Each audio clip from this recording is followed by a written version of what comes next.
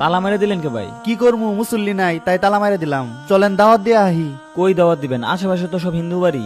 হিন্দুদেরকে তো দাওয়াত দিতে হবে, রসুল সাল্লাল্লাহু আলাইহি ওয়াসাল্লাম ও মুসলিমদেরকে তো দাওয়াত দিয়েছেন। আরে ভাই, ওদেরকে দাওয়াতের কোনো প্রয়োজনই নাই, হুদাই জামালের মধ্যে পড়া না দরকার ভাই, আছে? দাওয়াত দেওয়ার প্রয়োজন আছে, তা না হয় তারা জাহান্নামের আগুনে চিরকাল থাকবে। আরে না, হুদাই জামালের মধ্যে পড়ারই দরকার নাই। ওদেরকে দাওয়াত দিবার গেলে বুঝাই লাগবে, বুঝতো না কত কিছু। এই বিষয়টা বাদ দেন ভাই। আরে ভাই, অন্ধ লোকটা দিকে আগুনের দিকে যেতেছে। হ্যাঁ সাই তো।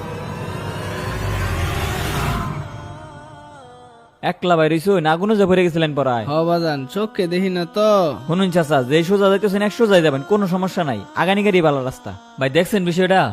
অন্ধ লোকটা একটু লেগে আগুনে ভরে গেছিল গা। লোকটারে আগুন থেকে বাঁচাইয়া রাস্তাটাও দেখাই দিলাম। খুব ভালো একটা কাজ করছেন আপনি, যেভাবে অন্ধ লোকটিকে আগুন থেকে বাঁচিয়ে পথ দেখিয়ে দিলে, তদ্রুপ ভাবে দাওয়াত দিয়ে তাদেরকে জাহান্নামের আগুন থেকে বাঁচিয়ে সঠিক জান্নাতের রাস্তা দেখিয়ে দিতে হবে। ভাই আপনার কথার মানেটা তো আগে বুঝি নাই।